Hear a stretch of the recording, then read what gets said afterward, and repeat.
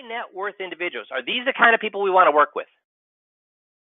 I want to work with high net worth people, but I want to work with these kind of people.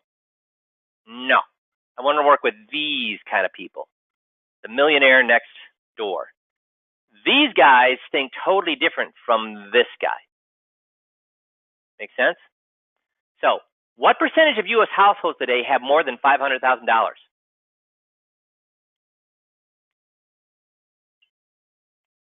Very good, Till. Awesome. Very good, Kevin. 10%. 1 out of 10. 1 out of 10. Now, is this more heavily weighted to people who are 20s, 30s, 40s, 50s, or more weighted to 60 and up? Much more weighted to 60 and up. So, guys, there's plenty of money out there for us to go after. And the only way you get in front of people, you make your luck, right? The more contacts you're making, the more things you do, the more likely to get in front of these people. So, I don't even know how you say this. Capgemini, I guess. A consulting technology outsourcing. They did a study on the high net worth individuals. And the first thing they looked at was their concerns and priorities.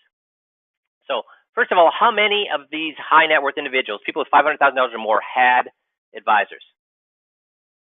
How many had advisors? 64%. 64%. And here's what they found. The more the money they had, do you think the more money they had, the more likely they had advisors, or the more money they had, the less likely they had advisors? Mark's got it right. Kevin, Kevin, you keep giving me the totally opposite answers. So your second one was right, Kevin. Yep, they're much more likely. The more money they have, the more likely they are to have an advisor. Because here's the thing. Did these people with a lot of money, most of these people, did they make it from the market, or did they make it from their business and their earnings? They made it from their business and earnings. And the more money they had there, the less they want responsibility for that money. They want somebody to help them with it. So what do you think the number one concern by more, and so I didn't know how to write this. 43% of people aren't concerned about this. Way more than 43% of people are concerned of people with 500,000 or more are concerned with this. It's just that this number one concern beats out all of the other concerns by 43%. It's 43% higher than any of the other concerns. Does that make sense, or am I speaking Greek there? So, Jeff, can you jump in there and help explain that better? Well, so the number one concern is far and away the number one concern. The second top concern is way below this even. Okay. So what do you think it was? Thanks, Jeff. What do you think it was, guys? What do you think people with 500,000 or more, their number one concern was? No, not running out of money is not, guys, people with a lot of money, they're not worried about running out of money. Do you think I'm worried about running out of money, guys? Nick, you've got it. That's right, Mark, you got it. They're not concerned with running out of money. That's actually way, way, way down the list. Actually, less than 20% of them are worried about running out of money. But what they are concerned with, now is this the same thing? They are concerned with losing money. Is there a difference between running out of money and losing money? Running out of money means what? You're broke. You're broke. Losing money means what? It means now I'm going to have to what? If I lose money, it means now I have to what? Guys, if we got the state fair here in Minnesota coming up, okay? So, and everything there is cash. So let's say that I go there, and I go there with $300 for the family, and I misplace my wallet. I give $150 to my wife. I keep $150. I misplace my wallet. $150 is gone. What's that going to do to the state fair? I'm going to have to do what? Change how I go through the state fair. Yeah, you're all getting it. So if I lose money, it means it's not that I lose money. It's the fact that what losing money does, it requires me to change my peace of mind and to change my lifestyle. So the number one concern of people with money is having to change their current lifestyle and losing their peace of mind. Now, when advisors, so Capgemini asked advisors what they thought the number one concern of high net worth individuals were. Guess what they said it was?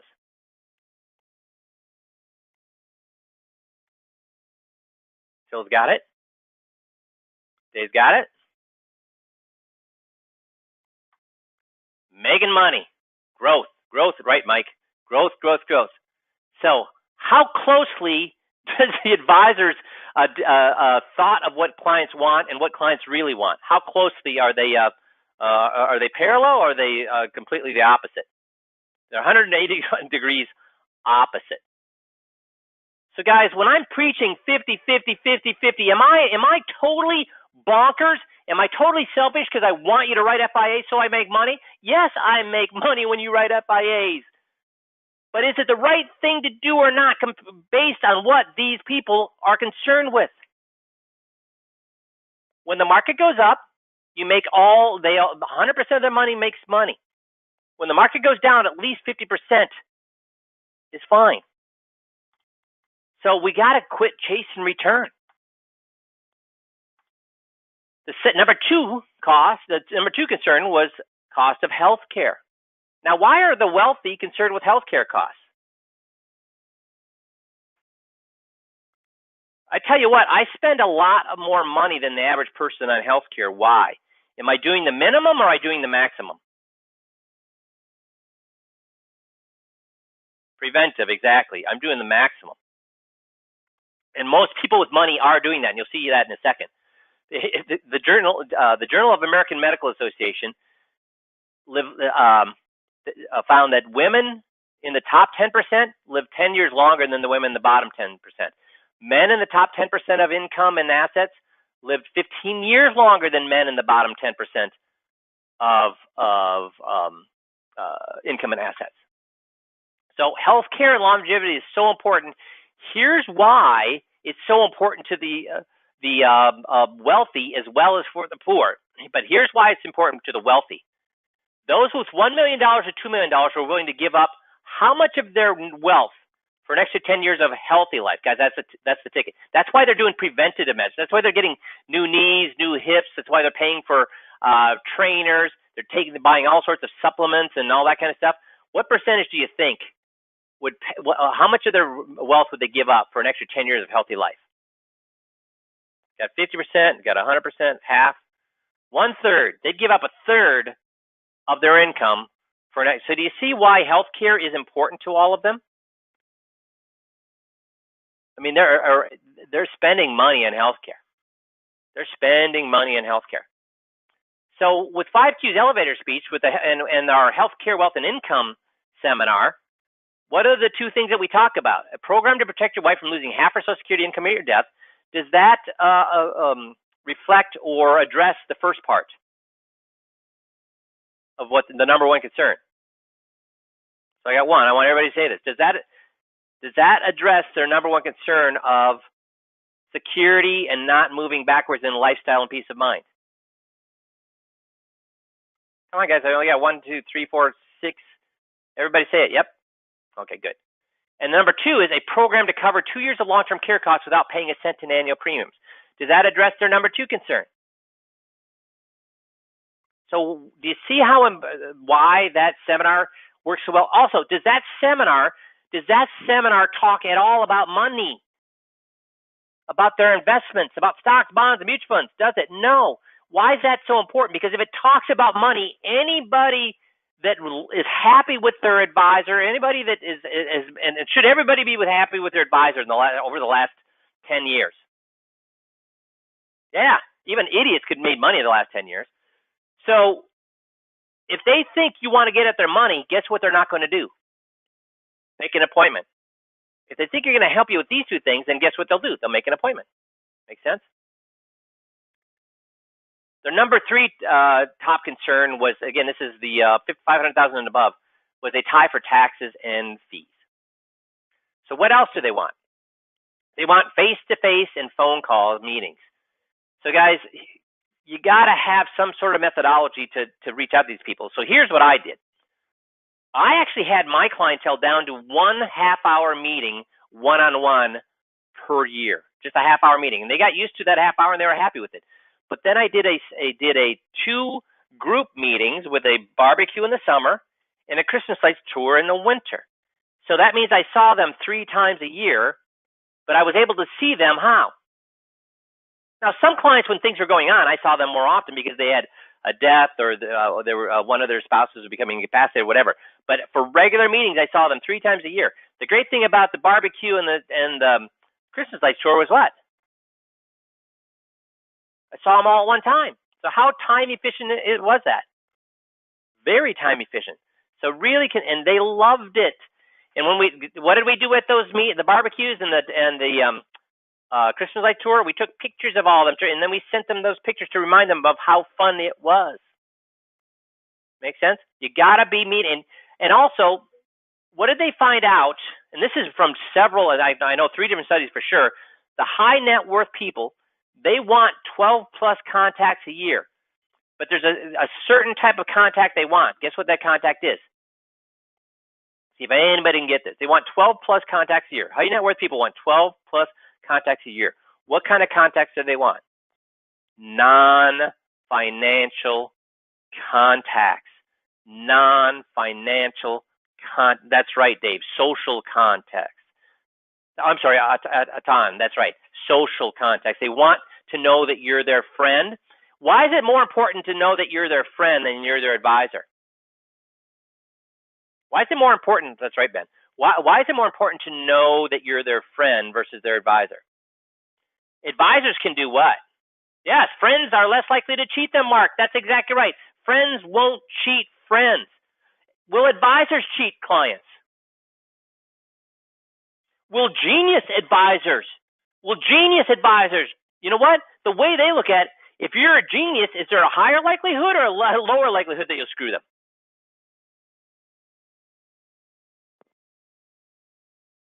So that's why they want these contacts. And again, they want non-financial communication.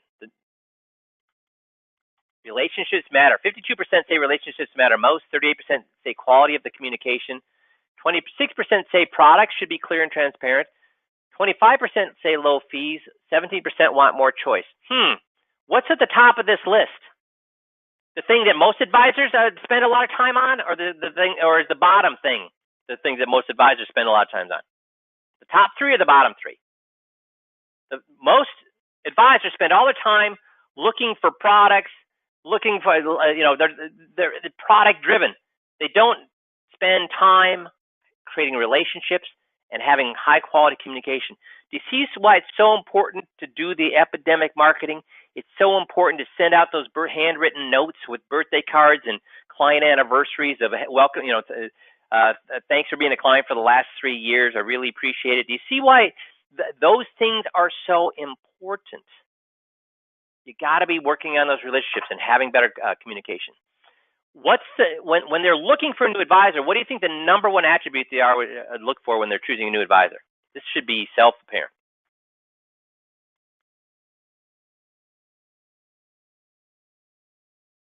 Nobody? Liliana's got it. Trust. They want trust. Remember I talk about, if I'm looking for a mechanic, one's on the left-hand side of the road and one's on the right-hand side of the road, am I looking for which mechanic is better? Am I really trying to figure out which, that's right, Bonnie, which a mechanic is better? Is that what I'm trying to do? That's right, Ben. Which one do I trust? Which one do I trust? I know both of them can fix my cars. They're mechanics. If they couldn't fix my car, they would have been out of business a long time ago. They both can fix my car. I just want to know which one is going to treat me fairly. Which one can I trust? Do you really think the public thinks one advisor is smarter than another?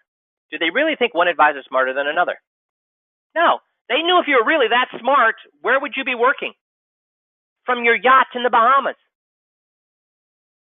They don't think you're any smarter than the current advisor. They don't think you're any have a better investment than we all sell the same things. They know that.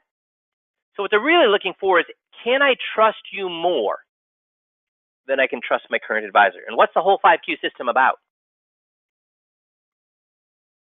What's the whole 5Q? Trust. That's right. It's all about trust. Do you see why it works? Because it's the number 1 thing people are looking at. So do we ever tell them they should trust us? Do we ever tell them they should trust us with the 5Q system? Very good. You guys are geniuses. No, we never do. All we do is have them realize that they can't trust their current relationship. Now they end up trusting us. Why do they end up trusting us if we never even give them a reason to trust us? Because we pulled the wizard back. Wizard back. We pulled the curtain back on the wizard. We've shown them all 21 things that the other guy was doing wrong. Do they really think? I mean, if I'm a magician and I show you the trick to cutting the lady in half, am I going to go the next day and then try to trick you with cutting the lady in half the next day, or do you already know that trick? So they know that of those 21 things, we've already had them realize those 21 things. So at least those 21 things we're not going to try to do to them. So we win by forfeiture of the other guy. Does that make sense? So I just want you to understand, the reason the 5Q system works is because it's how people, it caters to how people think. Their number one concern is security. Their second concern is healthcare. Do we address those two things? Yes. They're looking for trust. Do we address that? Yes. That's why these things work. It's why I know it's hard work to learn the 5Q system, but it's worth the hard work. The science is behind it. Okay. Cerulli and Associates found that investors with 500,000 up have an average of 4.2 advisors. What do you think about that?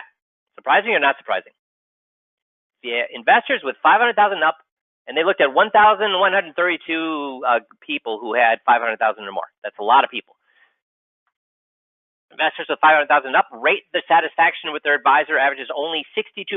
Guys, if you're good, if their average is only 62% of satisfaction, do you get why the 21-point checklist works even if you don't do it right half the time?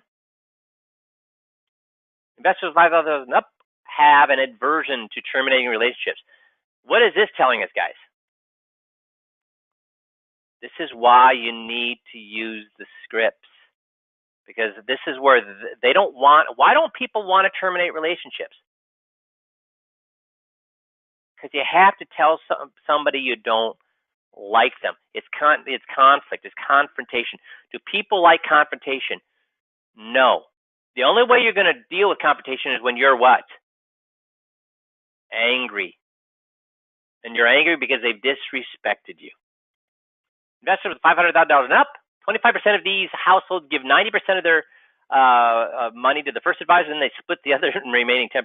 That's why all these other FMOs, there's some very successful FMOs with guys writing a ton of money. The unfortunate thing is, how are they writing tons of money? How many seminars are they doing per month? They're doing 3 or 4 a month. So anything that they're making goes right back out to marketing. The reason being is because why? They're getting small tickets, right, Dave? They get small tickets, and guess what they're getting? They're getting this 10%. They're getting a piece of this 10%. The beauty of the 5Q system is you get it all. They move all the money to you. Recent relationships with now this is guys wonder, why would they even make an appointment with me? Why would they even make an appointment with me unless they wanted my help? Unless they wanted me to point out the things they were doing wrong. Guys, read this. Recent relationships with financial advisors have come from a short-term desire to validate or compare current providers. So, Jeff, what does that mean? A short-term desire to validate or compare current providers. Oh, they're just curious to shop, to see how they're doing. They're not really What does validate mean? They want to be told what? They're right. They're doing well. So when you jump in there as an advisor, Jeff, and start pointing out all the things that they're doing wrong, and with the tell, sell, preach, and teach approach, what if they're in there thinking that you're going to give them pats on the back? What's going to happen to that meeting in short shrift? Yeah, they're going to get defensive and upset. So guys, this is why, don't go in there believing that they want your help. They want you to tell them what they're doing is terrific. And sure, maybe there's one or tiny little thing they can do, but everything else you're doing is terrific. And think about this. Another way 5Q leverages this. How does our intro begin with the 21-point checklist script? What do we tell them? What do we tell them? You've done all the heavy lifting. If you hadn't put all of these things in place with the great assets, the great income, I wouldn't be able to help you at all. So you've done all the heavy lifting. You're fantastic. You're doing a perfect job right now. The things that I'll find, they're small, they're easy to fix. So what am I we begin our 21-point checklist with the very thing that they're looking for. Yes or no? Yes or no? If you do the intro right, do you see that? Do you see that? How much thought we put into the 5Q system? The best leverage is 60% of these investors can't fully grasp the fees they're paying. 60% of investors can't grasp the fees they're paying. Okay, so do we spend time on fees? Yeah. Do we have a different fee? Do we have a different fee script for REITs and a different one for mutual funds and a different one for money managers and a different one for? Why do we spend so much time and have 4 or 5 different fee? And then do we have them understand that turnover is also a fee? So do you get why we do that? People don't. How many people understood the cost to turnover when you've done them? Has anybody ever said, "Oh yeah, I knew it was costing me that much as turnover"? Has anybody ever told you that? Jeff, in 18 years, have we ever have a tape of some client saying, "Oh yeah, I knew that was costing that much"? No, nobody ever knows. Nobody ever knows. Makes sense? So do you see why we do the thing? I know that you're like, God, this is so much stuff. It's so much. Why do we have to make it so complicated? Guys, it's not complicated. It's simple. It's a process to get them to realize that that all of these things, it's to leverage all these things, and it's a process to get them to realize that they don't trust their guy for all these reasons. So how wealthy people invest. This is a totally separate article, but validating the same things. How wealthy people invest. Wealthy people understand the 3 level, or basically hindsight bias. They understand hindsight bias. Hindsight bias is research shows that we selectively call information that confirms what we know to be true, and we try to create a narrative that makes sense out of the information we have. When this narrative is easy to generate, we interpret what to mean the outcome must have been foreseeable. So guys, when in politics, how often do we see this in politics, where 2 people will look at the exact same information and they'll come to 2 totally polar opposite conclusions based on that information? Yeah, daily. And what this is saying is that we look for what happened and then we make all the facts fit what we thought was going to happen in the first place. So an example of that is, if I take a wild 3-pointer, and you probably say, if any of you guys play basketball, if you see a guy take a wild 3-pointer, he lands a couple of those, what does he do? If he lands a couple of those wild 3-pointers, what does he do for the rest of the game? Yeah, it takes more. And Tom, good shots or bad shots? He gets this attitude of, holy crap, I've become a star. And then he starts taking what? Crazy shots from half court. So the thing is, guess what everybody's doing right now? I or my advisor really have a beat on this whole investment thing. How many people think that right now? How many people think they've really got a beat on this whole investment thing right now? Now, why are they thinking that? Why are they thinking that? Why do they think they're a genius? Yes, that's why they think they're a genius. Is anybody that made money over the last 10 years a genius? Or were they just in the right place at the right time?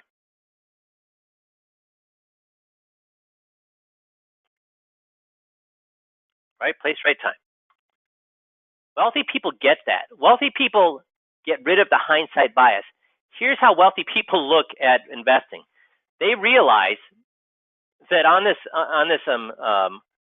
not timeline, but on this skill line, chess takes tons of skill. You can't be lucky in chess.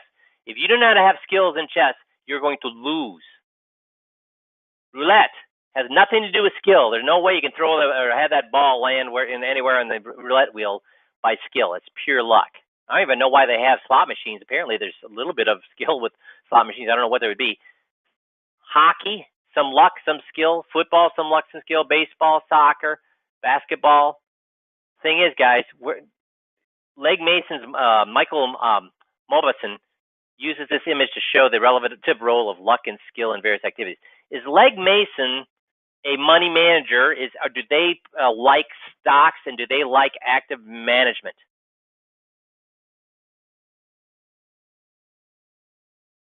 Come on, guys, don't you know what Legg Mason is? Yeah, they love active management. And yet, even so, where do they put stock market picking?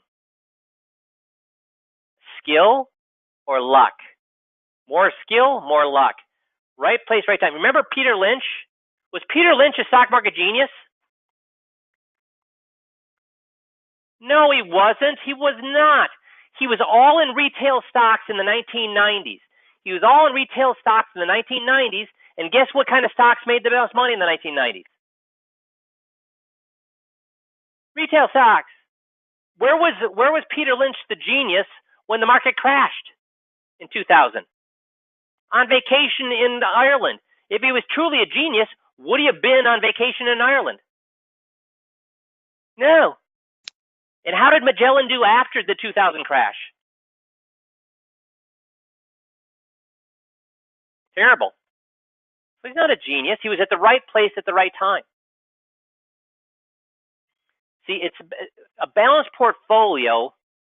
Not having a balanced portfolio increases risk. Having a balanced portfolio reduces risk. I think this is a great graphic, even though it's kind of not a great contrast there. But wealthy people invest in financial markets by allowing those markets to act on their own accord, then using a balanced risk-adjusted portfolio to capture gains when they happen. What does that sound like? Rather than attempting to predict them in advance, they use a balanced risk-adjusted portfolio to capture gains when they happen.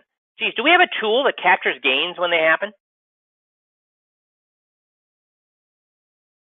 Yeah, exactly, the FIA. Who said performance comes, performance goes? Think about this. Using a balanced risk-adjusted portfolio to capture gains when they happen, rather than attempting to predict them in advance. We go right back to what Warren Buffett said. Performance comes, performance goes, fees never stop. If you aren't willing to own a stock for 10 years, don't own it for 10 minutes. The know-nothing investor that who both diversifies and keeps their cost minimal is virtually certain to get satisfactory results. We've long felt that the only value of a stock forecaster is to make fortune tellers look good. It's a terrible mistake for investors to measure investment risk by the portfolio's risk of ratio to bonds, stocks to bonds. Often high-grade bonds increase. High-grade, not junk bonds. High-grade bonds increase portfolio risk. So what is the science say according to Ibbotson? Not what's the best place. Not what's the best place to give up some of your return to get some safety. In fact, what's his point? You're giving up return to get safety, or is Ibbotson saying the highest rate of return is actually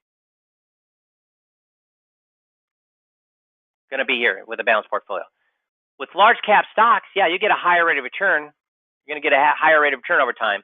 But what are your clients going to live through during that time period? Would any of you put all your clients' monies into 100% into stocks?